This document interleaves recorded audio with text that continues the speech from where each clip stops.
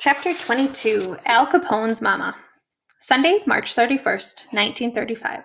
When the 9:30 boat pulls up, Piper is dressed for charm school. White gloves, white hat, pink sweater, pink hair ribbon. Where's Teresa? I ask Jimmy as we clomp on board. Not coming, Jimmy says. Teresa must have decided that if Rocky can't come, she's not going either. She's pretty possessive about him. It's almost as if she gave birth to that baby herself. On the boat, we head straight for the front, where none of us usually stand.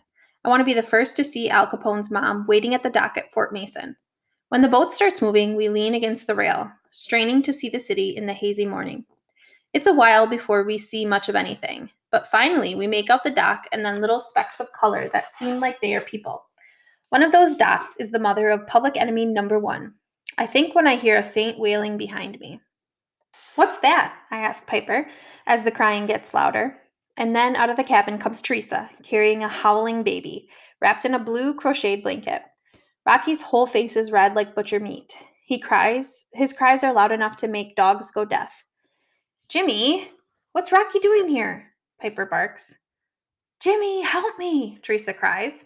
How did you get on? Jimmy asks. Mom is going to kill you. Who says she has to know? Teresa whines. Now calm him down. She, she shoves the screaming infant in his arms, which only makes Rocky cry even louder, though I wouldn't have thought that was possible. Mom walks him, Teresa orders. Jimmy tries walking Rocky up and down the rocking boat. He's a big baby, and Jimmy doesn't seem to have a good grip. Don't drop him, Jimmy! Teresa scrambles after him, trying to tuck his chubby little legs back in the blanket. My gran once told me that babies love the gentle sway of cars and boats, but not Rocky. When the boat pulls up to the dock, the baby is crying so loudly, Mrs. Madaman can probably hear him on Alcatraz. In the small group of people waiting on the dock at Fort Mason, there's only one woman who could be Teresina Capone. She's the old Italian woman with a big, ruddy face and white, gray, wavy hair. Mrs. Capone has a thick build, round shoulders, and dark, old-fashioned lace-up clothing that looks hot and uncomfortable. I thought she'd be blonde, wearing expensive furs, or flashy like her son in a canary yellow cape. She looks like anyone's grandma. As soon as Mrs. Capone comes on board, Piper claims the bench next to her, and I sit behind them. Hello, Piper holds her hand out to Mrs. Capone. My name is Piper Williams. Pleased to meet you. Mrs. Capone ignores her. She reads a letter, which she holds so close to her face, it seems like it would make her cross-eyed. I don't know if this is because she can't see well or because she's trying to keep its contents from prying eyes, but whatever the reason, it's an effective block. Excuse me, Piper tries again. Excuse me? She drops her small pink purse on Mrs. Capone's toe. Oh, forgive me, she cries. Mrs. Capone looks down at her toe and then up at Piper in surprise.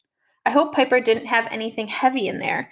It doesn't seem like a good idea to break the poor lady's toe. Mrs. Capone picks up the handbag and gives it back to Piper. Oh, thank you. I'm so sorry. Terribly clumsy of me, Piper says. As long as I have your attention, I was wondering. But it's too late. Mrs. Capone has her nose back in the letter. Behind me, I hear Rocky wind up another howl. Mrs. Capone hears him too. Her head turns to the sound.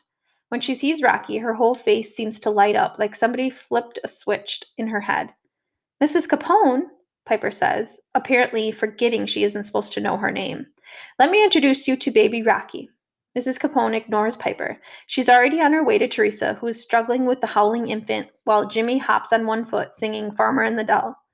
Mrs. Capone is standing right next to Teresa now. Oh, BBB, she coos to Rocky. Then she taps Teresa lightly on the sleeve. Me? She offers. Teresa has been so busy with Rocky, she hasn't figured out this is Al's mom. She happily hands Rocky over to Mrs. Capone. Jimmy hesitates. He seems unable to decide what to do. Mrs. Capone takes Rocky in her arms and rocks him gently.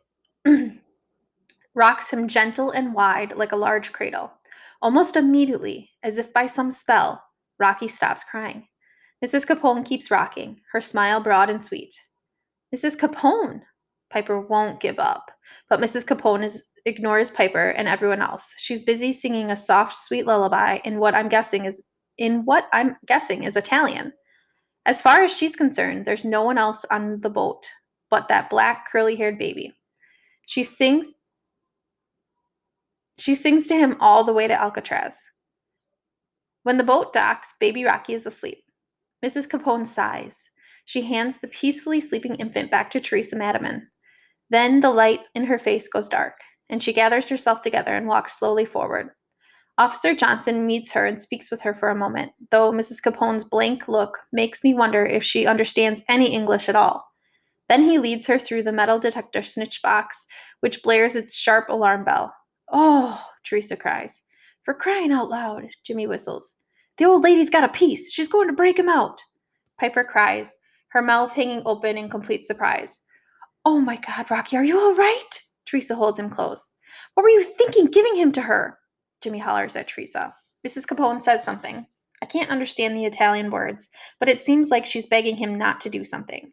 Officer Johnson's billy club is out. He points her for her to follow. Officer Johnson and now Officer Trixel escort her to a small storage room under the dock. Other guards press close, and Officer Benimini up in the tower trains his Thompson on Mrs. Capone. A minute later, Officer Johnson comes out. Jimmy, your mom speaks Italian. Run, get her, fast! When Teresa hears this, she scoots up the hill with Rocky.